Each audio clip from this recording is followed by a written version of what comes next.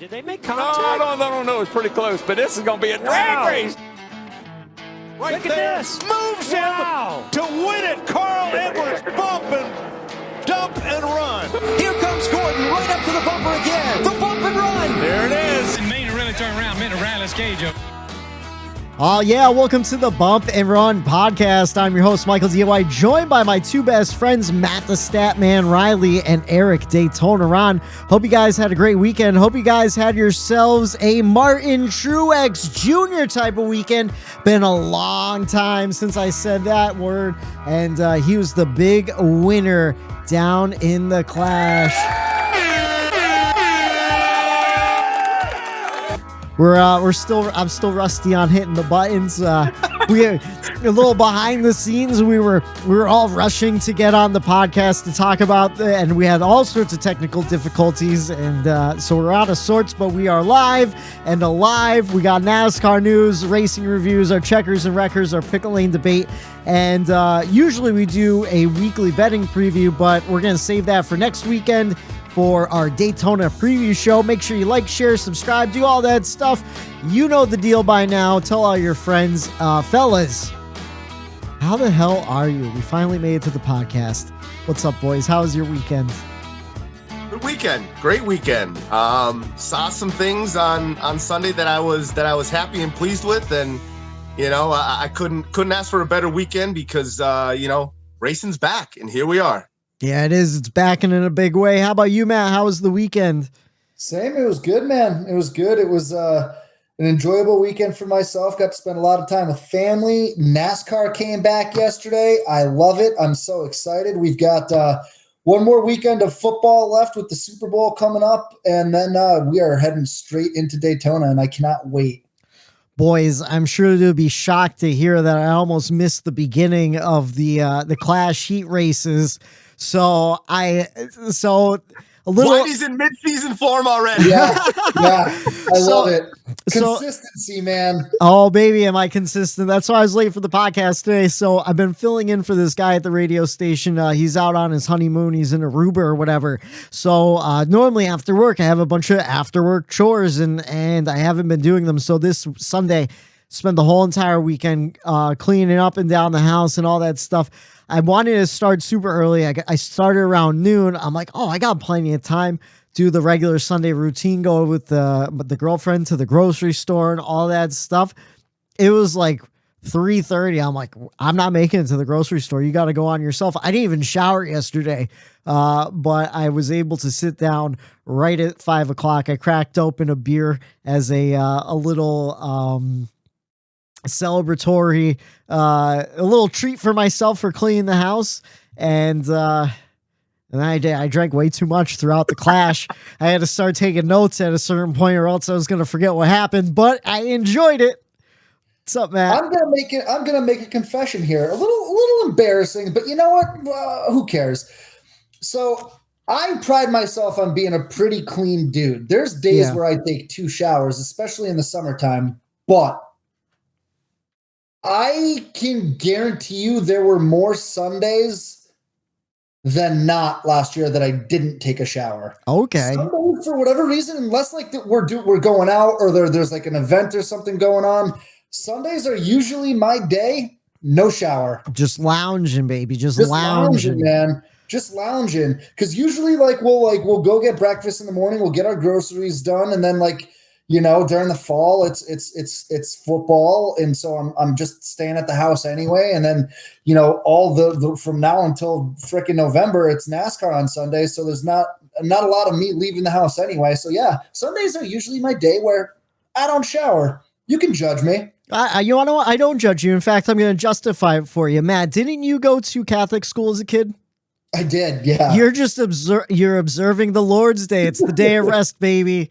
And that there's a lot of things I do on Sundays, Whitey. Observing the Lord is not one of them. Observing. But you want to know what? You could absorb him too. I don't know, man. I'll tell you what, speaking of the Lord, I got wasted on Friday night watching practice, drinking a little homemade wine. Oh, yeah? And I ended up, I want to apologize again on air. I know I sent you guys a text, but, That was Saturday. That was Saturday. Yeah, Saturday. And I was, the last couple months, my Jaguar football was coming around, so I wasn't thinking of NASCAR, and I was kind of, in the football world. Well, all it took was one practice and a couple glasses of wine, and boy, am I back into freaking NASCAR season. Let's go. I was so fired up. I called both you guys, and both you guys were out to dinner with your wives. And I'm drunk calling you guys like, hey, did you guys see that? Oh my God, this is incredible. Like they're beating banging in practice. AJ Allmendinger went around, and you're like, yeah, can I call you back? I'm at dinner right now. I'm like, oh, shit. So I just got out of dinner, and we had to I had to go stop into Sam's to pick something up quick. Well, apparently I didn't know that that they were closing when I was walking in. So I'm walking in, the lady's like, oh, well, do you know exactly what you need? I'm like, yeah, like that was a weird question to ask me. She's like, well, you gotta hurry up because we're closing in 5 minutes. I'm like, okay, I need one thing. I know exactly where it is. I'm going to run back and get it. So like I am doing what I would classify as a slow jog through Sam's like Club. you're hustling to make it look like, hey, I'm not an asshole. I get it. I'm trying to get through here too. So, and you can see like the only people in there are like a couple straggler customers, and like every employee I passed was just giving me that stare like, buddy, you have a minute. Yeah. So see Eric calling me. I'm like, uh-oh, this might be something. Like I'm not going to not answer Eric's call, right? So I answer. I'm like, I'm out of breath. I'm like, dude, I'm sprinting through Sam's Club. What's going on? He's like, oh, I thought you'd be home watching. I just wanted to talk about practice and qualifying. I'm like, I got to go, man. I am getting kicked out of Sam's Club right now. See, whenever Eric calls me, I never know if it's like, yo, bud, I need your help, or it's like, hey, you know what I was thinking of, and it's like just some nonsense. So I missed the call at first. We had just ordered and everything, so we were in the in-between of when the food was coming, and we were at Breaker Brewery, so it's not like a super like classy place or anything. We were sitting at the bar. It wasn't a big deal. But I look at my phone and I go, hey, Bree, can I call Eric back for a nonsense call? And she's like, sure. I go, I'm sure it's not important. And I call him back, and I don't even want to say the first thing that came out of Eric's mouth. But I'm going to, because it was hysterical. He goes, yo, white man, what, you got your bird in your hand? And I'm like, Jesus. I'm like, no, I'm at dinner. What's going on? He goes, dude, I'm all fired up, man. I'm watching practice. Fucking AJ Allmendinger's beating and banging. He put Briscoe into the wall. Fucking Ty Gibbs, he's blowing up. It was intense for a practice. Like, that was the most intense practice I've ever seen. But long story short, I am fully back into NASCAR. That is all I needed. Inject that into my veins. And let's get to Daytona already. I am ready, boys. That's what I'm talking about. Like, this was a nice little taste, a nice little appetizer, but I'm ready for Daytona, and I'm super bummed we're not going to Daytona this year. Like, I was just thinking about really, the Saturday is my favorite. Even the Daytona 500 is fantastic, but the Saturday party, when you're at the bar and you're in the beach environment and the Xfinity race is on and everyone's having a good time, like, I'm missing that. But I mean, we got a lot to cover in Pennsylvania here. You want to jump into the NASCAR news? Let's hear it. The Bump and Run NASCAR news. All right, so just a few stories to talk about since last week. One I think is super interesting since my driver moved over to this manufacturer this year. Toyota Racing Development is looking to expand its footprint in NASCAR, looking to add more teams for the next season, 2024. And the president said they're looking at a sweet spot around 9 to 10 cars. What do you guys think about Toyota finally starting to expand their footprint in NASCAR? I think it's needed. I mean, you look at what happens, during these super speedway races where you have to use teammates, right? You have to use manufacturer support, and Toyota is just massively outnumbered every time we go to a super speedway race. So why not? If it's something that can help them get better, more power to them. Yeah, I think everyone wants to have as most cars as possible. If you're Chevy, Ford, or Toyota, Now, Toyota always started at the bottom there when it came to that. And, Joe Gibbs really kind of was the accelerator to kind of put Toyota on the map in NASCAR. And at the same time, he is also the one that destroyed Toyota in NASCAR as well. Don't you guys feel like Joe Gibbs and that whole feeder system and the way he treats those other Toyotas that are affiliated with him really, like, in my eyes, put a roadblock or like maybe cause some teams not to go to Toyota? And like, because I feel like once you go to Toyota, you had to be affiliated with Gibbs in a way. Yeah. And I just think that Gibbs I don't know. He's a deterrent. We see what went down the last couple of years here with Kyle Busch and all the stuff going on and signing with Eric Jones, getting rid of him and Kenseth. And he has always kind of been, pretty cutthroat with certain things. And I don't know. He brought Toyota in, and obviously Kyle Busch was one of the main people that through his truck program put Toyota on the map in the truck series. And, Gibbs kind of destroyed that through not giving him the deal and whatnot. So I don't know. I think it's good. I think it's a necessity, but I think it's going to have to come through Denny and Michael Jordan rather than Joe Gibbs. In my eyes, that's the way I look at it. Yeah, I tend to agree with you, and I had to look up Bob Levine Family Racing. He said as much. I wanted to be sure, because I was like, oh, when did they switch over to Toyota? They switched over to Toyota in the last 2 years that they were a race team. And then he shut down, and he flat out said it was because Gibbs kept raising the price to be part of their system, and they weren't seeing really the results they needed to make a profit and keep the team profitable and keep it going. And they shut down. They shut down after 2 years of being an affiliate with them. And that was kind of always my concern with Denny Hamlin teaming up with Gibbs, and hopefully whoever moves in can kind of break those ties and maybe just be out on their own and see what happens. What do you think about that, Matt? Yeah, I mean, you also look back. Is it Barney Visser with Furniture Row? Yeah, is that his name? yeah. I want to make sure I'm getting that right. It's okay. Yep. So yeah, Barney Visser with Furniture Row. I mean, Jesus, they won a championship with Martin Truex Jr. and then they shut down shop. Did that have anything to do with Coach? Driving those prices up? Probably. And I hate to bring this up again, but Whitey, you mentioned this a few episodes ago or towards the end of last season, where you notice Denny Hamlin, the way he carried himself after who is it, JD.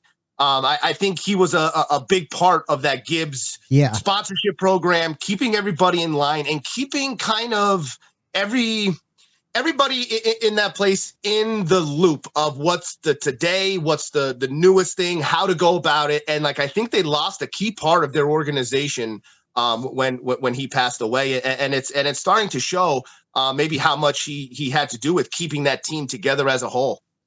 Yeah, from what I gather, like the day-to-day operations, JD Gibbs was in charge of all that stuff, and then even Coy stepped up after his death, and because Coy was an owner of one of those cars, I think it might be Christopher Bell's car, but like, yeah, it's just one of those things. I wonder what the inner structure is and how much Joe Gibbs actually has to do with things and whatnot. What's up, Matt? Yeah, so it says here from a Bleacher Report report from back in 2018 or 2019, whenever it was, that Furniture Row shut down because of lack of sponsorship, even though they won the championship in 2014. So I guess they put the onus on lack of sponsorship. That was the same thing with Kyle Busch this year. He said, Gibbs, go out and find me a sponsor. And he wasn't. He put it all on the driver to go and do that. And that model kind of folded. And it's got to be something that they change if they're serious about sticking with Toyota, and especially if Toyota wants to come on board, they might have to find some other suitors. Yeah. So, do you guys want to speculate who the next Toyota team might be? I love a little good speculation. Yeah, so they want to add 3 to 4 cars. Who do you think? What team do you think would be open to switching over to Toyota? Because I have one in mind. I wonder if you guys are thinking the same as I am. So I would guess. I don't know. I was going to say Stuart Haas, but probably not. They just came over to Ford 3 years ago? Yeah, a few years ago now. Probably 4 or 5 at this point. RFK? That's who I had in mind. So when the Dodge rumors were in talks, I heard that RFK was really close to switching over to Dodge, which means that they're open to switching manufacturers.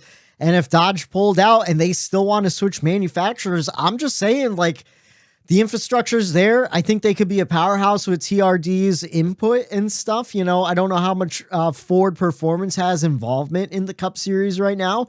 And I think it would be a good move on their part too, you know? I know TRD is real particular who they get in bed with, so I'm sure they would want to be with an established team. And I feel like RFK has lasting power. What do you guys think? I don't know. I think it's going to be tough for any team to switch now because of, oh man, like everything that I think of right now is all deals that are in place. And most of them are 1 year, 2 year, multi-year deals on some of these sponsors, some of these things. So like, if anything, it's not gonna be anytime soon, I guess. A team would have to kind of wait for all of that to kind of they say play out. Toyota says they want to add them for next year.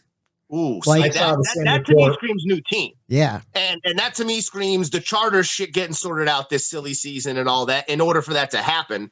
So I don't know, maybe new team, or I can't see any of the big marker teams doing it. I think it'd have to be someone lower than RFK. I think it would have to be like, I mean, I would say at most maybe colleague or someone with 1 car, 2 car team would be my guess. Anyone like that. Any of the 4 car teams, I would think that would be too much of a change to completely swap like that. Well, yeah, I guess for now, all we can do is speculate, and we'll have to keep our ears to the ground for this story, because I think if Toyota's throwing a ton of money at you, how do you not do that? So if they come with a big bag and they're willing to put just Toyota Care on their car, you know, that's another key thing that Toyota does as well. Like, hey, if you don't have a ride, at least let's put our name on there, you know? All right. So instead of guessing what team it could be, let's guess what teams it won't be. Hendrick Motorsports, they'll never switch from Chevy. No. Richard Childress Racing, they'll never switch from Chevy. I feel like everyone else kind of on the table. Everyone else has switched manufacturers in the past.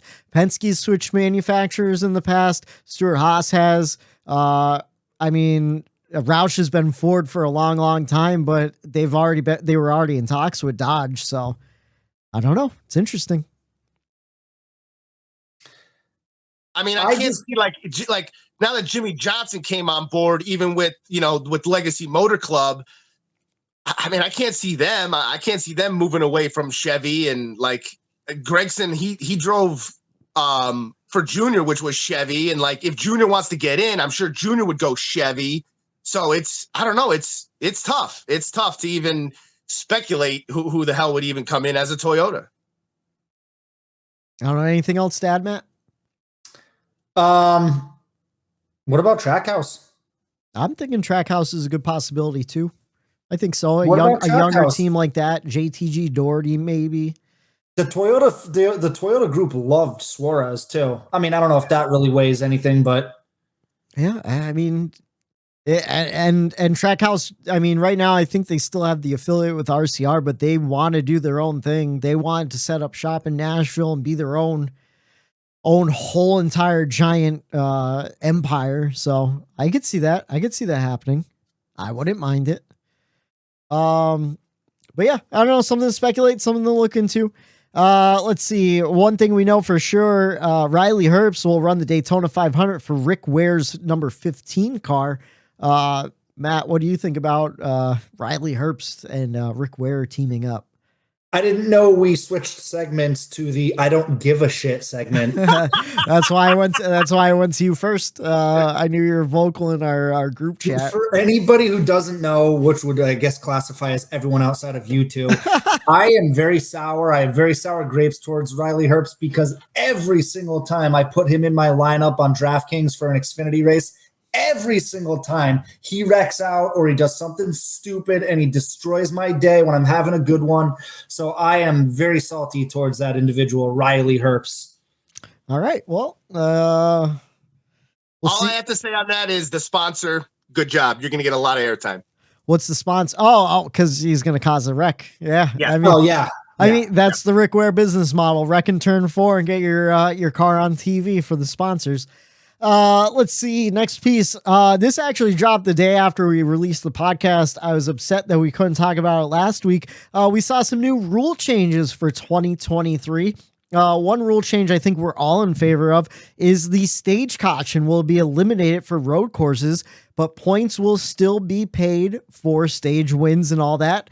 What do you guys think about them removing the caution portion of the stage breaks and whatnot for road courses? I just gave, while you were reading that, I just gave 1 thumbs up. I'm going to redact that and give 2 thumbs up, because that is I think that's one of the biggest things that fans have been calling for as far as like road courses go, right? Like we're not getting rid of road courses. We've only added them over the past couple of years, so they're here to stay. But at least now we don't have to stop the race. Now these crew chiefs can get back to dialing up these strategies that we loved seeing, years past at road courses that make road course racing so exciting. So I am all for it. Yeah, I mean, it's something that, like Whitey said, I think we all agree on. I think most fans agree on it. It's gonna make the road course racing better. Which I already think the road course racing was pretty good. Certain tracks obviously lacked certain aspects, but overall, I think this is just going to make for a better product and maybe more people on board with road courses. It makes it tougher with that strategy too, because now we don't know that there's definitely going to be a break in the action at lap 30, whatever it might be. It's strategy comes way back into play. Yep. Yeah. Yep, I love it. The way it's been for the last couple of years, they kind of give you the strategy and hand it to you where it's like, if you want to be there at the end, you have to pit before the caution or the stage break. And then whoever stays out and gains points, like those guys have big points days, but then the top 10 at the end usually doesn't, where it's like, some of the guys in the middle of the pack gain more points than the winner leaving the race, which I think is kind of outrageous. So it kind of opens the door to gain stage points and gain points at the end and still be there, Dude, to be honest with you, I wish they made that call for Pocono. I agree. It's such a strategy race the way it is. Take those stage breaks out of there. Keep, just like this new rule, award the points and just keep it moving and let these strategies play out the way these crew chiefs want them to play out. Now, do you think this is going to be a strictly road course thing, or do you think this is a ploy to see how it works and to see if they take this to every track? It could be a test, could be a pilot program to see how it works. Yeah, I would say it's probably. I'm not going to rule it out. Races though, like strategy, like that type of strategy doesn't come into play as much. Where it doesn't really matter if there's a caution, like an actual physical break in the action or not. Yeah, I'm going to say it's probably just for road courses. It could be a test. I would like to see it at Pocono as well. I always say you have to treat Pocono like a road course to really enjoy it. And then when it comes to like 1.5 miles and stuff like that, I can't see them implementing it just because I think NASCAR likes stacking the field back up. Caution laps don't take as long as they do at road courses. I mean, Road America has a 4-minute long caution lap, which is, or no, like a regular lap is 4 minutes, right? And then a caution lap, your whole cautions could be like 20 minutes long, So I think it's a 4-mile racetrack. I don't know. I'm getting all lost in the weeds, but I'm thinking they're just going to keep it for road courses, and I think it's a welcome change. Some other rules changes. The Ross Chastain wall move has been outlawed under a current safety rule. So it's to protect the fans and in attendance for safety. What do you guys think about that? I like it. I mean, I don't see it ever being used again other than maybe Martinsville. So I don't think Martinsville wanted that to be the end of their race every single time they're there. So I think they kind of, as a racetrack promoter, I think that it's great. You could use it as like their banner. Look at this move. It was a one-time thing. Now it's a memory. It'll forever live on. And now it's just it's just a legendary move now. And I kind of like it. Just for the pure fact that it would happen at the end of the race almost every time now. Someone's going to try to attempt that move. So I think they had to put some kind of stop to that. Yeah, Eric is spot on there. You know, if this happened 2, 3, 4 more times, then does it take away from that Chastain or initial move? Probably not, but maybe, you know, so now we forever have it that one time that Ross Chastain pulled it off, and it was the craziest freaking move I've ever seen, probably ever will see. I you know, for that, I'm okay with them outlying it.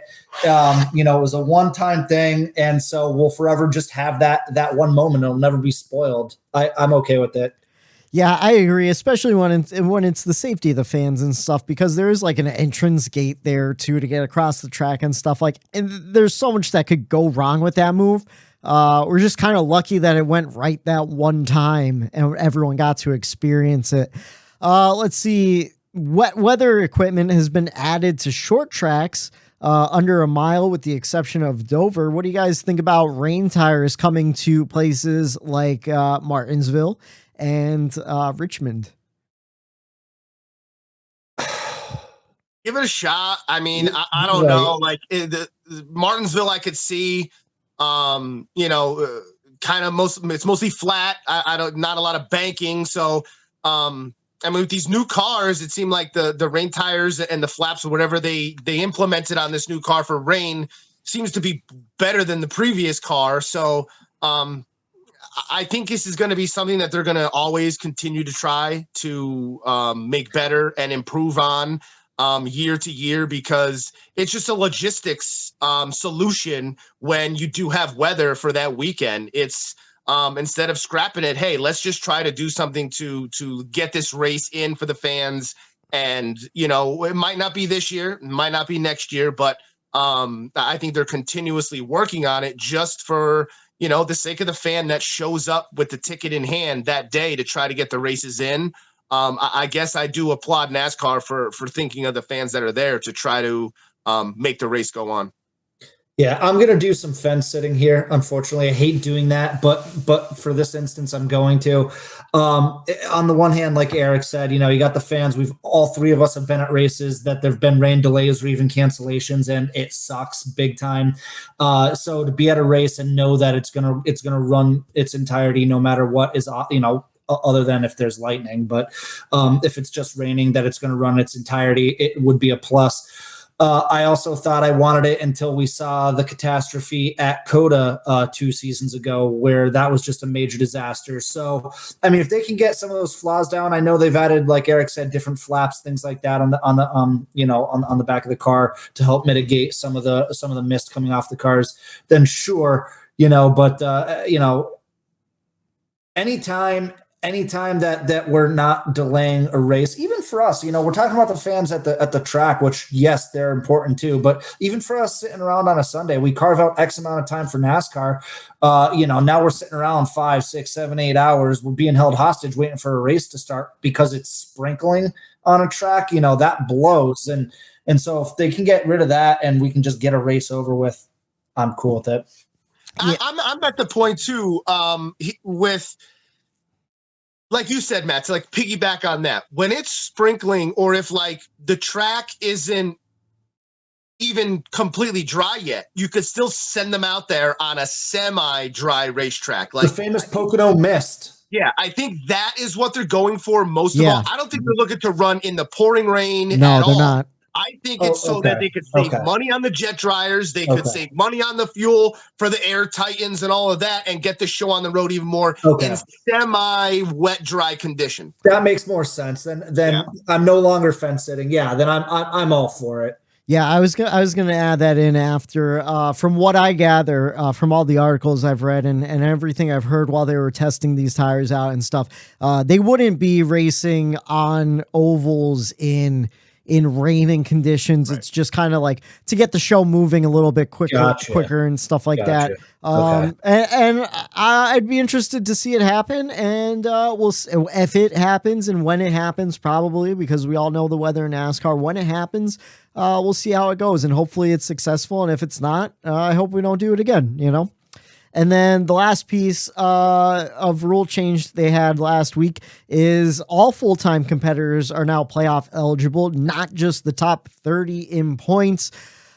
We could get real into the weeds in this one, but I think we're all in agreement. We don't like it. I would rather see it be even more exclusive, and I would rather see only the top 20 in points be playoff eligible. What do you guys think? I agree. Yeah, I agree. We've gone over this. Go look at our past episodes. We've got into this a lot. I'm sure we'll get into it in the past. Yeah, I disagree with the rule, and Whitey, I agree with what you're saying.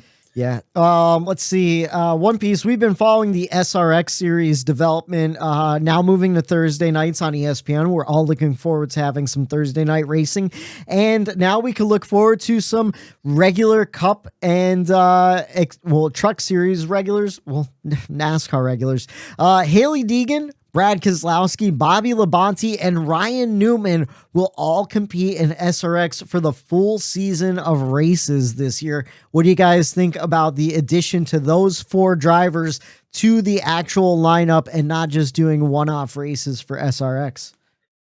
It's smart. It's smart. And then you have others coming in for part-time races like Kyle Busch. I don't know if you've ever heard of him.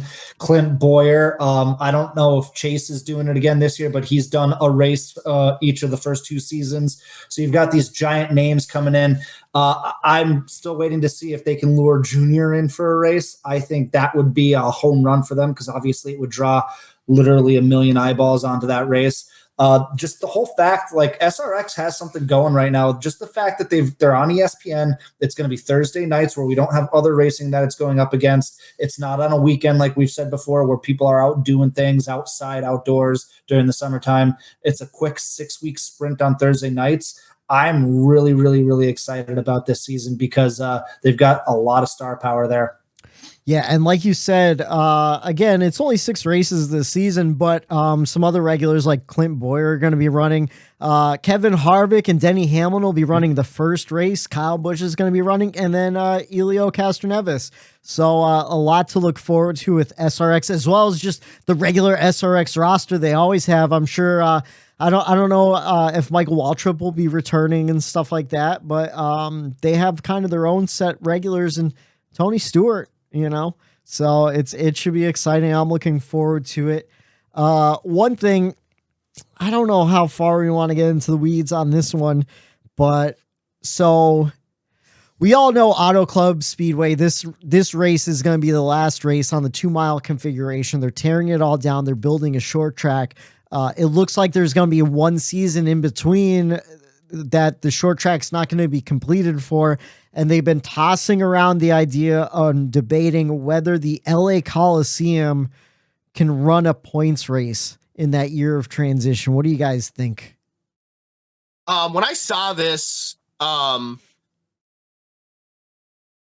thought of 2 things. I thought, yes, first, because of what we saw the last 2 years. Yeah. And then I thought, no, because what we saw was pure entertainment, not racing. Yeah. But I will say next year, if they come up with some different rules for the Clash and use it as a test next year to maybe possibly see if they could use it as a points race in that year in between by adding some dirt races, some dirt tracks. They have some rules in place for what we saw on Sunday night at the Clash. Was if you cause 3 yellows, you're parked. Something like that, where they could maintain the integrity of the race within the race. I think something like that would have to 100% have to be implemented to stop the bumper to bumper stuff. But without that, I give it a hard no. It's a hard no for me too. I know we'll get into the race grades and everything. I thoroughly enjoyed the Clash last year and this year. But again, it's an exhibition race. You can kind of sit back, get the juices flowing for the NASCAR season coming up and just kind of enjoy it for what it is, not really have to sweat it.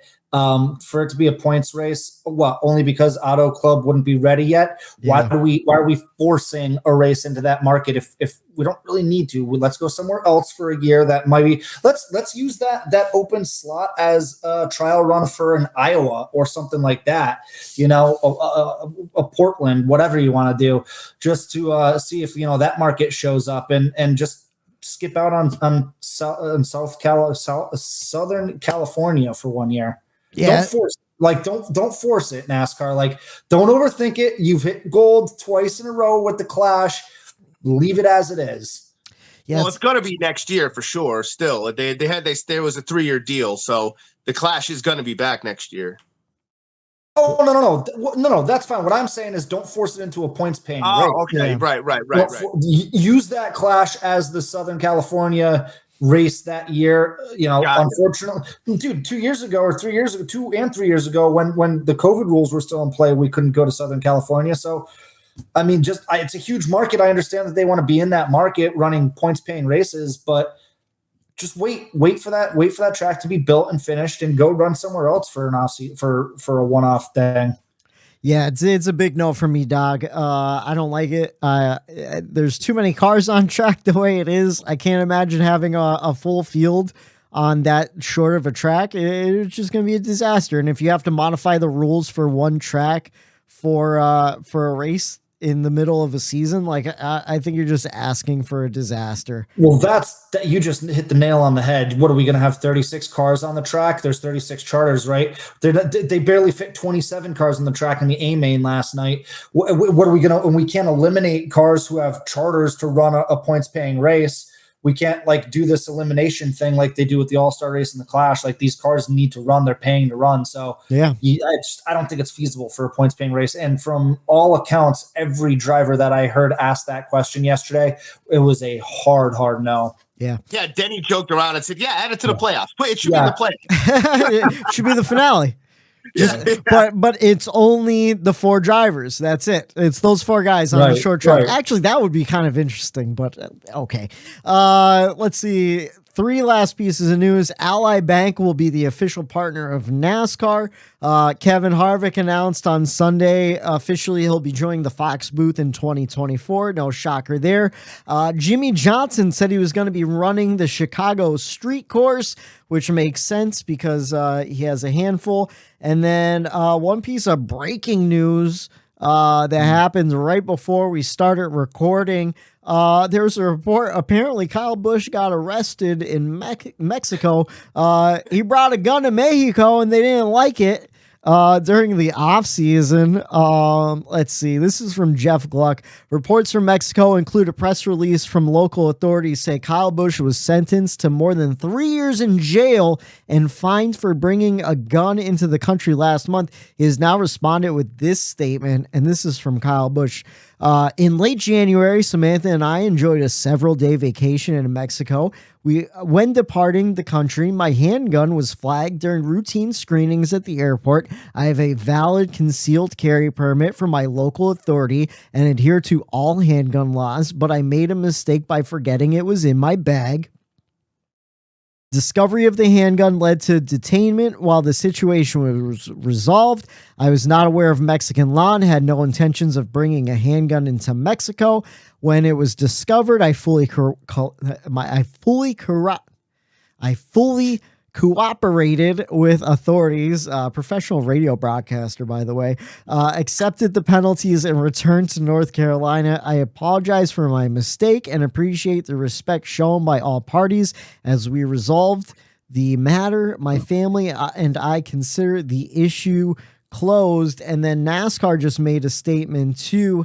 They confirmed that Kyle Busch notified them of this incident as he is required. Thus, no penalty from the sanctioning body will be issued. So it sounds like it's kind of been a thing that's been taken care of. And then it broke through it looked like a clickbait article to me, but it seems like everything's resolved. The way it sounds, I don't know. There seems to be some conflicting reports out of Mexico and what Kyle Busch is saying. So hopefully he doesn't get arrested at the border one day. But that's all I got to say about that. What do you guys think about old KB being strapped down in Mexico? I don't blame him. I mean, if I'm going too, but you get it checked underneath like you really should if you want to bring it. There's a procedure that you do to bring your weapons with you if you're going on a hunting trip or anything like that, et cetera, et cetera. He just, mental lapse. But a good thing we don't have a Mexico race yet because Kyle may not be going back there. Yeah.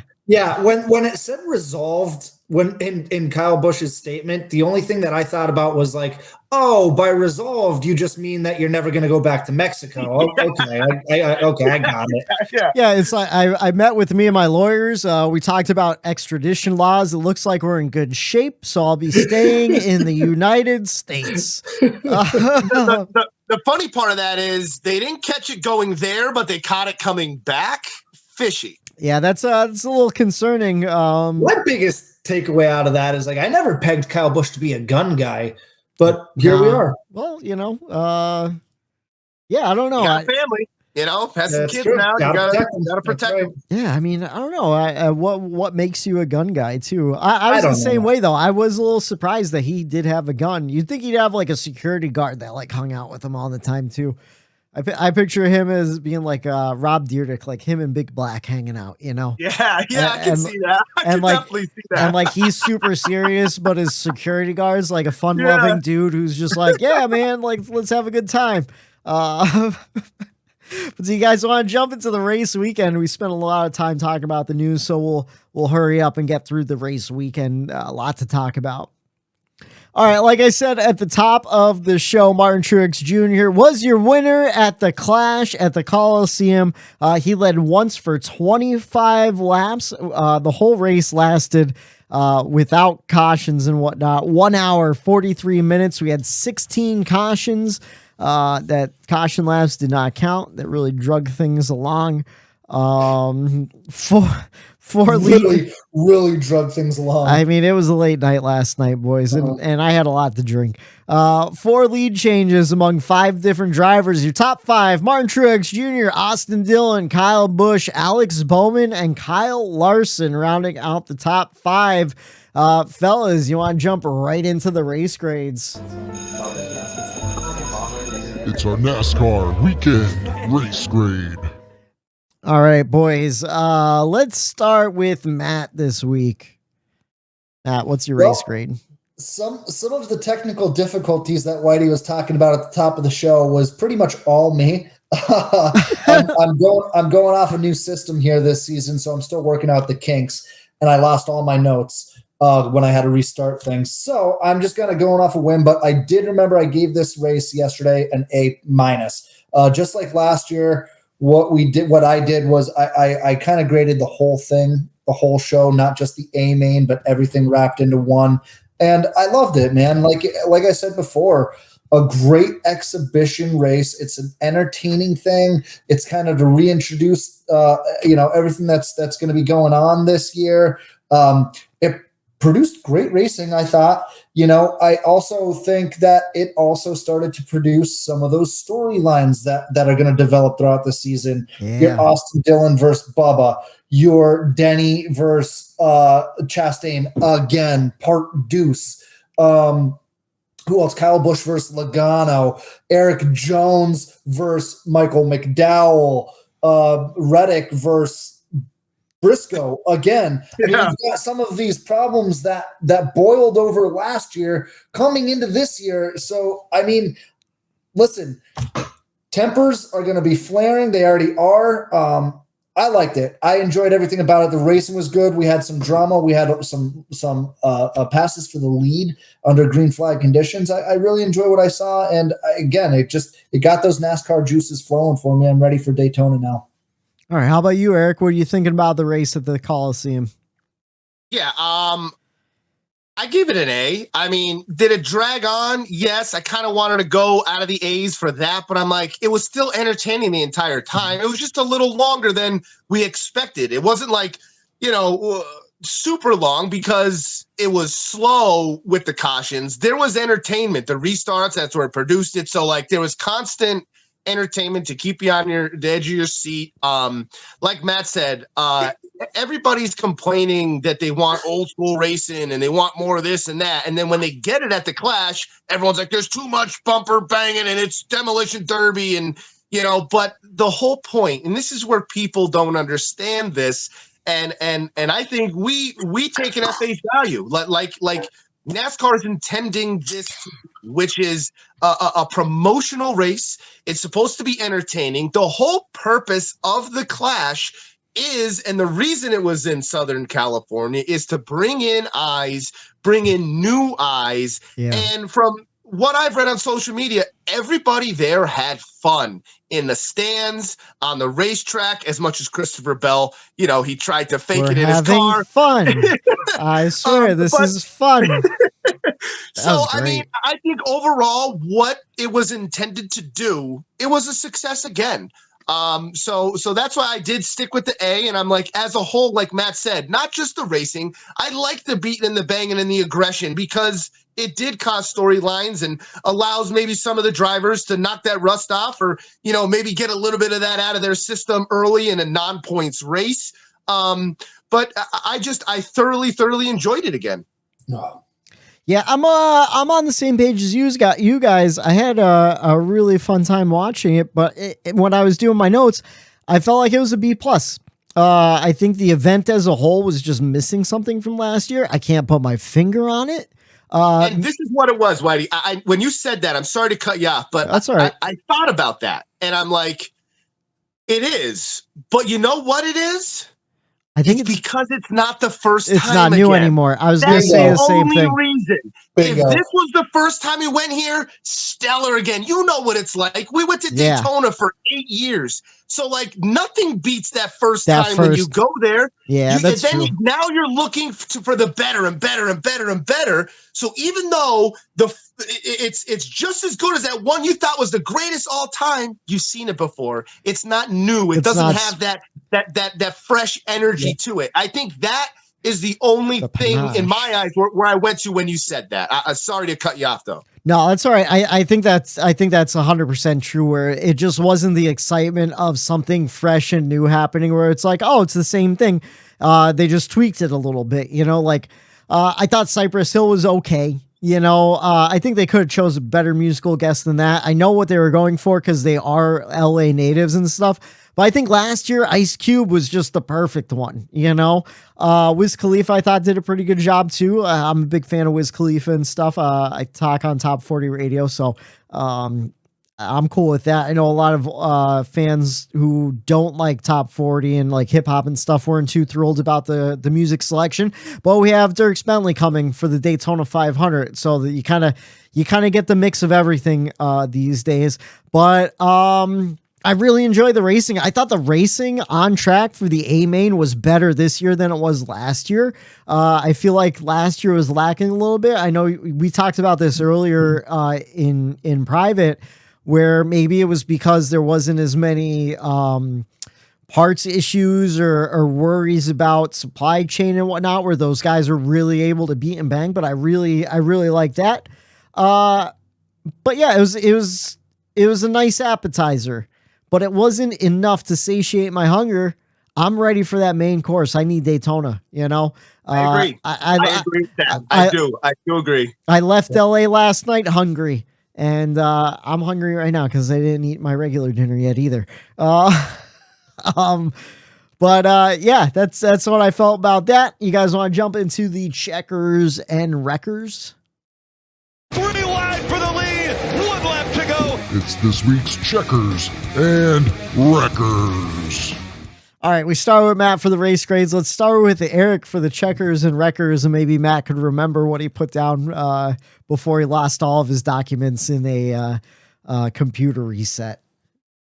My checkers goes to Kyle Busch. I just thought we saw an old school rowdy Busch in Southern California this weekend. You saw it in his interviews, in the expressions on his face, the way he handled himself, walked around. He seemed a little relaxed. He seemed like he was ready for the season. He seems like he let everything in the past go. It's because he's strapped. Because he's strapped and he's finally starting fresh. And he knows now that there's no distractions mentally as far as sponsors and all this and the deal and what's going to happen. So I didn't know what to expect. I think everyone kind of was like, okay, Kyle Busch, he's going to do well in no matter what vehicle and ride or team he goes to. But what what we saw out of Kyle Busch was just he put on a show. He was running up front all day, got punted to the back. I remember I saw a tweet where it was hilarious, and I'll bring it up. Now I don't know if this is any of your guys' records or not to maybe jog Matt's brain, but I saw a tweet where it said instead of figuring out how Kyle Busch got back up front, maybe you should have just covered it while it was happening. Yeah. Oh my God. Oh my God. Honestly. He got spun when he was in 6th, went back to dead last in 25th, and drove himself back up on the outside to get back up and finish in the top 3 and get on the podium. And to me, like, they didn't show any of that. So for him to do that there at such a short track on the outside, I saw enough out of Kyle Busch to know that I think he is. I think he's officially back and going to be something to be afraid of. And I said this to our buddy Jay, who's our Rowdy Busch fan, and this year that team won races last year. Tyler Reddick, that car, the speed is there, and you enter Rowdy. And I think it's going to be a match made in heaven with him. So I had to give it to him for the comeback. New team, new car, new everything, and he's still the same old Rowdy. My Wreckers, I gave his brother my checkers last year. I'm giving AD Wreckers this year because for the same thing that Ty did, I'm wrecking AD for that. AD was just a bull in a china shop. I know everybody was, and I know this could be like low-hanging fruit because everybody was using bumpers, but I just noticed him. He didn't even try not to use his bumper, and that is why I gave him that. Other people, they would use it when it was okay there, or they were getting hit from back and whatever. He was just, it was his number one tool. Instead of his skills and whatever, I feel like he used that as his number one thing to get through, to get up, to move people out of the way. And he didn't use it in the right way to me. So I know everyone did it, but AD at the end there, I just thought what he did to Bubba and vice versa, back and forth. I know it happened all day. I just thought he took it a little too far with using up the bumper. How about you, Matt? Do you want to do your checkers and records? Do you remember what you're I got it. So my checkers goes to well, you actually touched on it just in the previous segment. The fact that there is no part shortage this year, at least not to the level that it was last year. Maybe there is, but last year it was like a dire, like it was like code red. This year we didn't have that, which allowed for drivers to drive a little more naturally, drive with a little more aggression, if you will. And it allowed us to see some entertaining racing. Again, it allowed for those hurt feelings. It allowed for some of these storylines to start developing that I hope carry throughout the season. So yeah, my checkers goes to no more part shortage. They were able to battle it out, and they don't have to be careful, which means to me, let me back up for a second. I believe they said yesterday during the clash that that second half of the A main race, there were no cautions. Well, obviously last night there was like 400 of them because drivers were allowed to be a little bit more aggressive. I also think a little side prediction, Daytona is going to be crazy because these drivers don't need to be as cautious. They can go out there and go for it. Yeah, I feel like they were real chippy last night, and all the little things last year, I feel like they're still on the table, and there might be some hurt feelings after this week too. So it should be real interesting, especially when we get into the beginning of the season there. Maybe Phoenix is a place where we see some guys get paid back. I don't know. I'd like to see it though.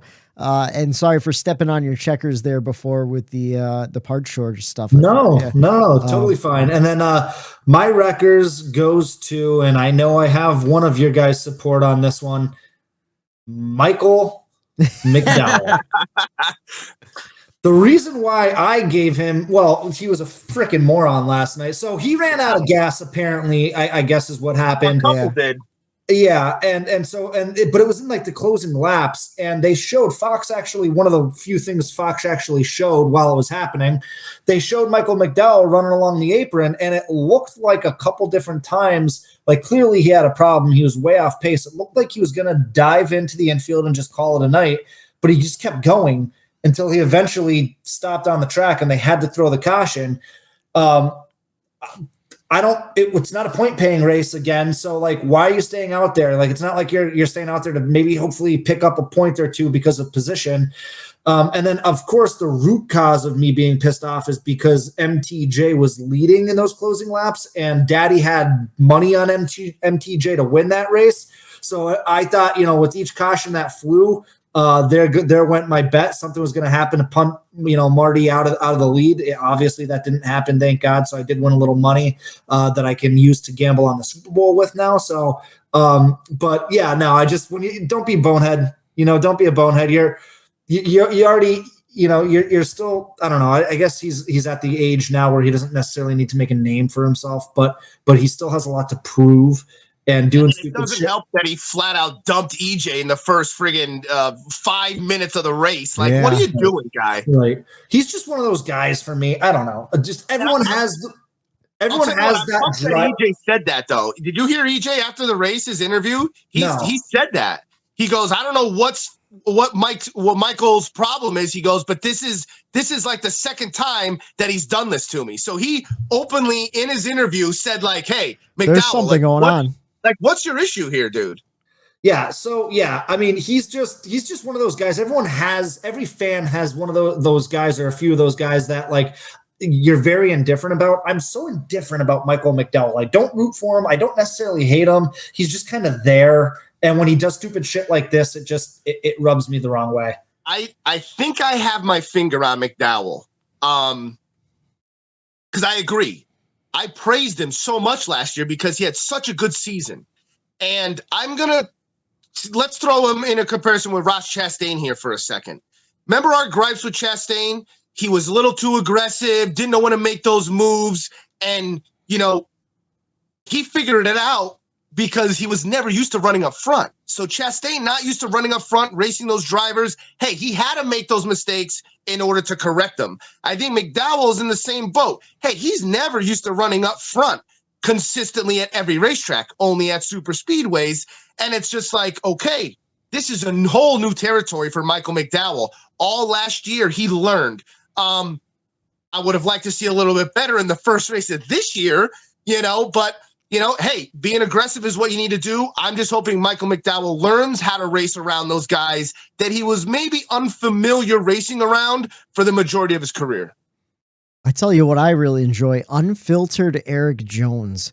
Moving over to Chevy, and he's just telling you what's on his mind all the time now, and I absolutely love it. I think Gregson being his teammate is going to open him up a lot. Oh, yeah. I could see that happening, and like you guys said, I don't know what the deal with Michael McDowell is either. He does get real aggressive, and I feel like he races a lot of guys really hard. Suarez is a guy that's complained about McDowell racing him really hard in the past. In fact, they came to blows after a practice run once, and Suarez knocked him on his ass. Bubba's had issues with Michael McDowell in the past at the All-Star race of all places. And he took him out, when it was at Martinsville that one year. So yeah, a lot of people getting into it with Michael McDowell. I was mad at 83 because like Matt, I had money on Bubba Wallace. I had him at 1,200 or plus 1,200. He was leading a lot of laps at that point too. And, he got taken out unfortunately. But my checkers going to the winner, Martin Truex Jr. After the struggles he had last season, I feel like this win is just like a little tiny shot in the arm that they need to say like, hey, we can still go out there and compete. We could still win. After the last season, I didn't think Martin Truex Jr. was going to return. I was shocked when he said he was coming back for this season. And, it adds something to to seeing him win, even if it is an exhibition race, just to see him win and that confidence kind of in his eyes and stuff. He looked really happy for the first time in a long time. It meant something to him. Exhibition be damned. Like you could tell when he got out of that car and he was celebrating, like that meant something to him. So yeah. And did you guys see the clip of, I thought it was so funny, Kyle Busch congratulating him, but he grabs him on like the inside thigh, gave him a little bite there. I had it written in my notes. I didn't know if people all over call it what we would call that move as a salmon. Kyle Busch gave Truex a salmon. You know, he put his hand right between the inner thighs and he wiggled it right back and forth. You know, little dudes being dudes moment there. You know? I missed that. That's funny. I feel like he gave the exact reaction you normally would too. Like at first he looked pissed off as he was turning around, like what the fuck is going on? And then he sees it's Kyle Busch, like you got me, you son of a bitch. And that goes to the point. Like I think this is a new Kyle Busch. You know what I mean? Like you could tell he's just out there having a good time. Well, you want to know what? This week, Randall gave him a good car. We'll see what happens when he's not in a good car, and we'll get old Rowdy back again too, screaming on the radio. I'm sure of it. My wreckers going to NASCAR and their marketing. Last week during the podcast, I specifically gave out all of the different times for the heat races and all that stuff because they are so bad. Oh, Matt's pulling up the video now. They are so bad when it comes to just marketing the heat races for the All-Star events and for the second year of the Clash. I saw a picture of a ticket saying the start time was 5 p.m. Pacific time, which is 8 o'clock Eastern Standard Time, which means if you had a ticket, you were a paying ticket holder, the ticket told you to show up about 3 hours late to the event, and you would have missed all of the heat races. And we saw it in the stands.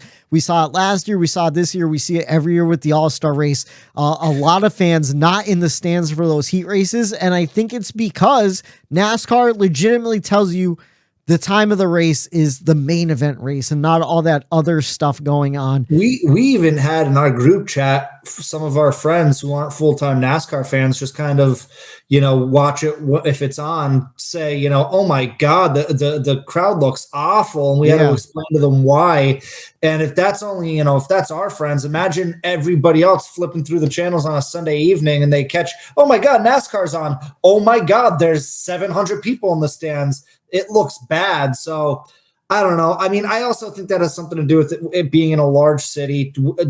LA is notoriously traffic with parking. I'm sure a lot of people had a hard time getting into the Coliseum. So, but I agree. NASCAR needs to do a better job at marketing these things. Yeah, I feel bad for the paying fans. They missed half of what their ticket was paying for, and I bet you a lot of fans watching on television didn't tune in until 8 because all of the commercials talked about 8 o'clock. They never mentioned the heat races in the beginning and stuff. And that's why you got to tune into the Bump and Run podcast. Tell all of your friends if they want to stay up to date with everything NASCAR wise, come on over to Bump the Letter and Run Pod. Follow us on Twitter, Facebook, and YouTube. Subscribe, please. Hit like and hit that bell and all that shit. We're coming for you, Dirty Mo Media. Yeah, we're coming for you. I'm not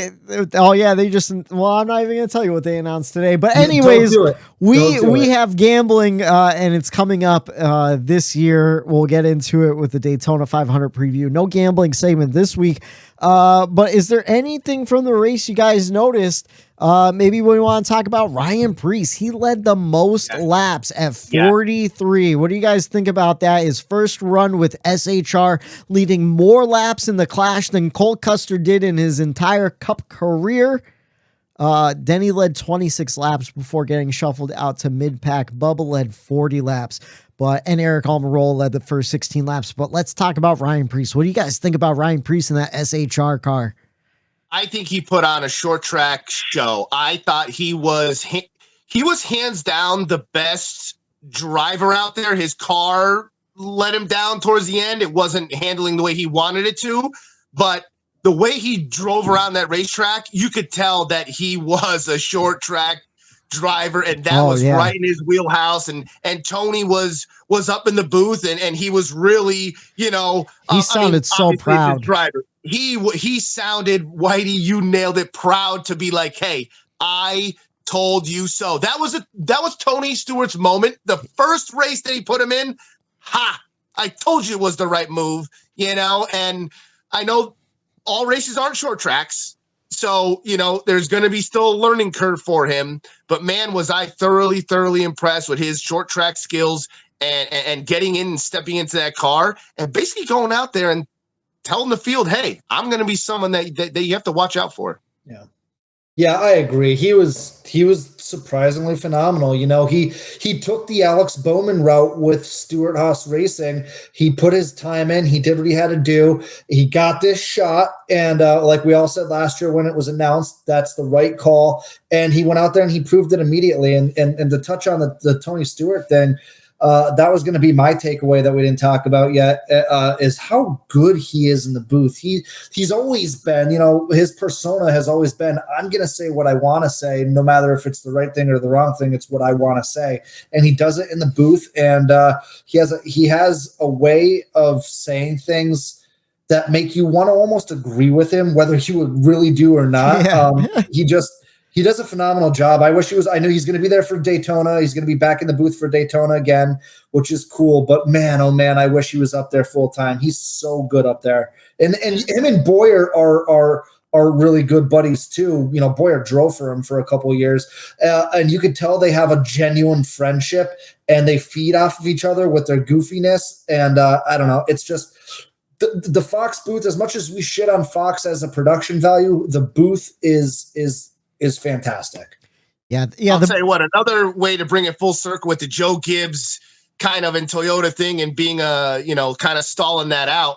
How much does Ryan Preece want a ride in NASCAR? He mortgaged out his house to get a ride at Gibbs, and Gibbs still didn't give him a full-time deal. Like, come on, you know what I mean? Like, the kid's doing everything he's got. Like, give him a shot here. So that just shows the work ethic and the mindset of somebody that really wants it versus what a lot of people might say is a little spoon-fed Cole Custer, whose daddy worked for the organization. You could tell Cole Custer just didn't want it as much as Ryan Preece wants it. And I think that's what Tony was kind of saying too. And because Tony kind of had to sell everybody last night on Ryan Preece, and that was his pitch. And Ryan backed up his team owner and the guy that went to bat for him. And I'm sure that wasn't a comfortable meeting at that organization when Tony probably had to lay the law down and be like, hey, this is what's going on. So I'm happy that Ryan, made Tony look good and proved his point.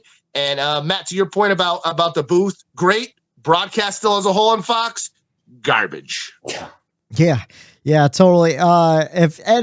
Just to recap, if anyone doesn't know the story of Ryan Preece over the last few years, he was running for JTG Doherty. JTG Doherty went to run an open car with him. So they only had one chartered car, and then he ran open races to get in. Ran pretty well, consistently in the mid-pack, flashes of goodness. Had a lot of misfortune, though, too. The next season, they eliminated that car. He was out of a ride. He went over to Stewart-Haas to drive as a driver development deal, working in the simulator and stuff like that. And he did a couple one-offs in the truck series and whatnot.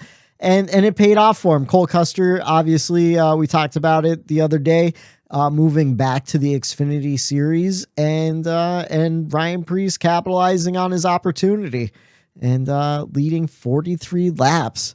Let's see. Bubba led 40 laps. I thought he had a really good car all night long. He showed his talent early on, and then just some unfortunate. What do you guys think about Bubba Wallace's performance last night? Love to see it. Yep, I think he's on the right path of still proving everybody, all them haters that he has, that hey, I'm gonna show you on the racetrack what I could do.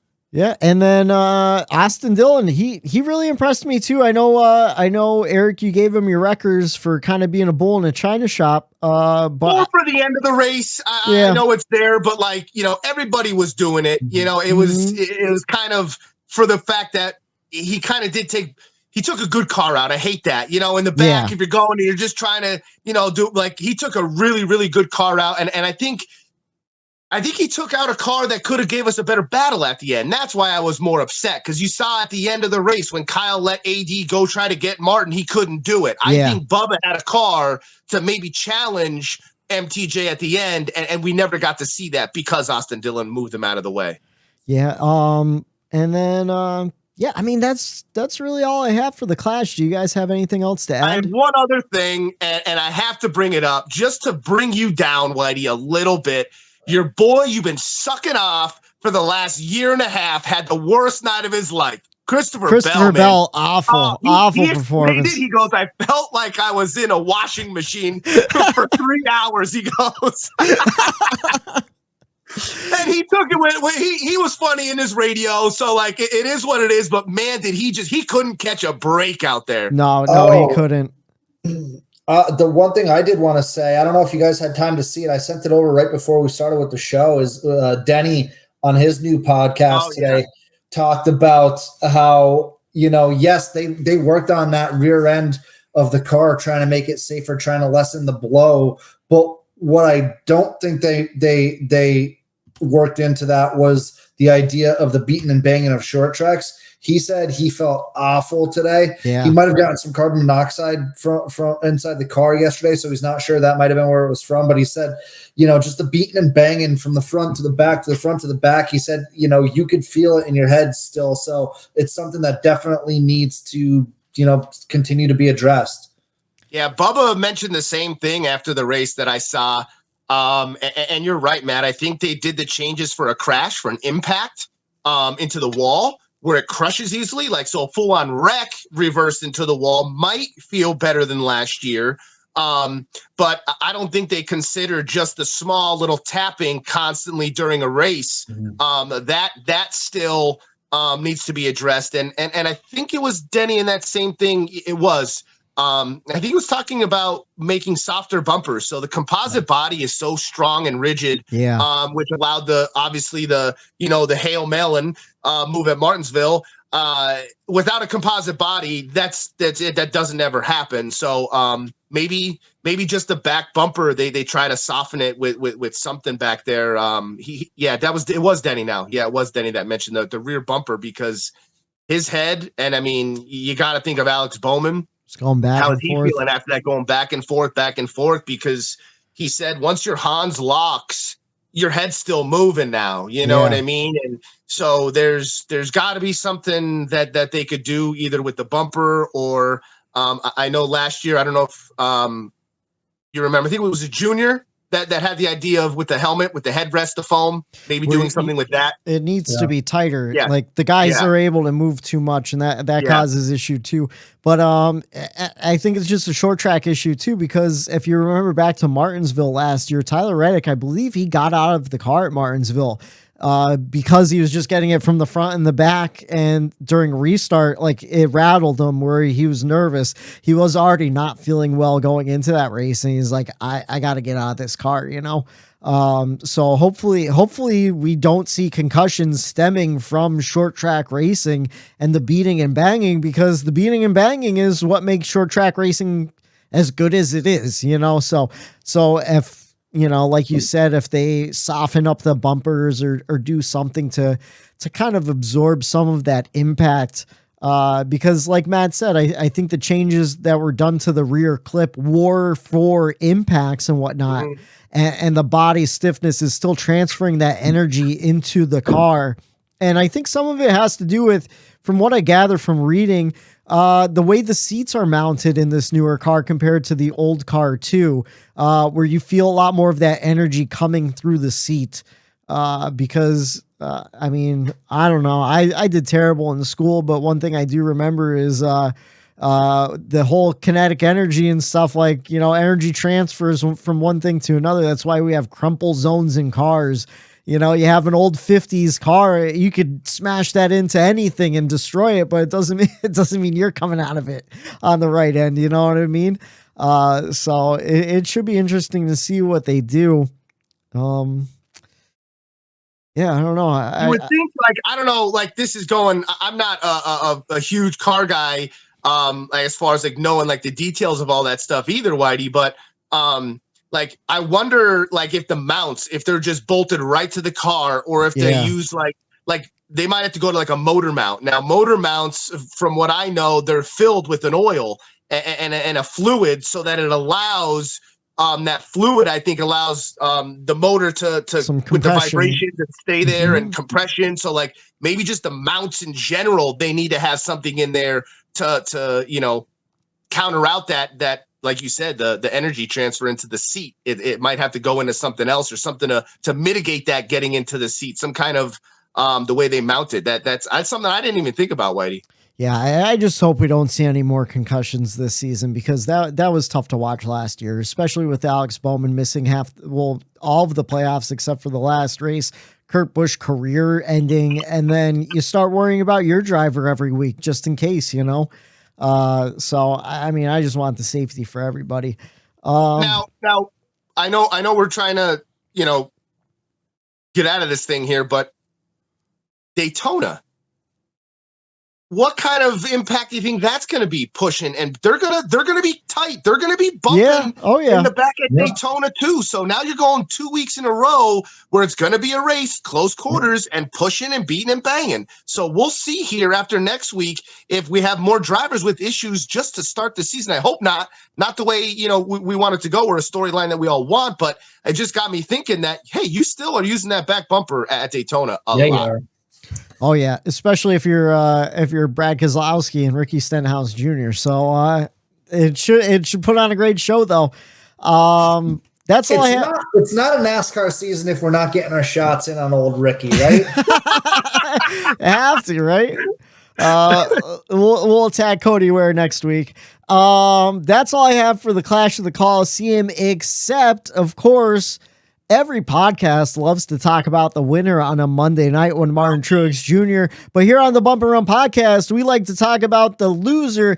And unfortunately for our own Daytona Ron, that person who came in last place was Eric Jones. He left the race early with a broken toe link after being spun, and the side of his car made contact with the back of Kevin Harvick's bumper, and just goes to show you how strong those bumpers are, because it snapped the toe link as if it was hitting the wall. And of course, because it is the Clash, there's just, I'm sure they could have tried to fix it. Maybe they couldn't. I think they could have. I don't think there was significant damage to that car. I just think it was a scenario like Matt said earlier. What's the point being 6 laps down? Get off the racetrack. It's the Clash. Don't even bother.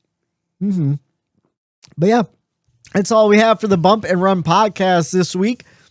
There is no racing next week. Apparently there's some football game going on that's kind of a big deal. I don't know, but all I do know is next Monday we'll do our full Daytona preview going into Speed Weeks, the official start of Bump and Run podcast season number 3. I'm happy you're taking the journey with us yet again. What's up, Matt? Hey, Whitey, real quick, and I know we're trying to get out of here. Question for you. What kind of licensing deal, why can't we say Super Bowl? You're in radio. Oh, we could say Super Bowl. I was just gonna say Super Bowl. The big game. A lot of people say the big game. My dad was irritated about that today, Matt, too. So I was just gonna say it a million times as we signed off to see if I can get a cease and desist from Roger Goodell. Yeah, no. So if we're talking about the Super Bowl, you could say the Super Bowl as much as you want. What you can't do, and the thing you get sued for, and the reason why you hear the big game, is in advertising. You can't use the Super Bowl in your advertising unless it's an NFL, unless NFL gives it. The Super Bowl next Monday, come listen to the Bump and Run podcast. No, it's different. It's like, hey, we're giving away a brand new TV so you can watch the big game, the Super Bowl. Exactly. So it's stuff like that. Goodell. Anyways, we never set up that LLC, Matt. So if we get sued, I'm pointing them to you, brother. He said I'll take this one. Anyway, but yeah, the Super Bowl is coming up next week. So no racing, of course. Daytona 500 coming up the week after that. We will be doing a podcast the Monday after the Super Bowl. That is next Monday to do our Daytona 500 preview show. And I'll give you the whole Speed Weeks schedule. Then we'll do our gambling segment. We'll have our preseason predictions, have a lot of fun with it. And it should be a good time. I was just going to say, the next week's episode is typically the most fun we have. I remember having a blast last year because we throw out our predictions. We tell you what think's going to happen. I have a couple bold predictions myself, and then we'll revisit it maybe halfway through the year and at the end of the year to find out just how wrong we were. Right, Keselowski? But to your point, Matt, it is fun to get, to be wrong sometimes, to be on the other end of it and everyone pile on you. Yep. We can laugh at ourselves and just see how wrong we were. Yeah. Before we get into it next week, though, what happened to Keselowski and RFK this past week? They didn't make the show. Neither did Chris Buescher. Well, they didn't make it last year, and then they went over to win both duels. So you can't use the Clash as a precursor to the season. So maybe someone besides Eric will be giving big, bold predictions for RFK this year. A little teaser for next week. Ooh. And we will talk to you again next week. For Matt the Statman Riley, my lights are falling over. I kicked him. For Eric Daytona Ron, I'm Michael D. White saying have a good night.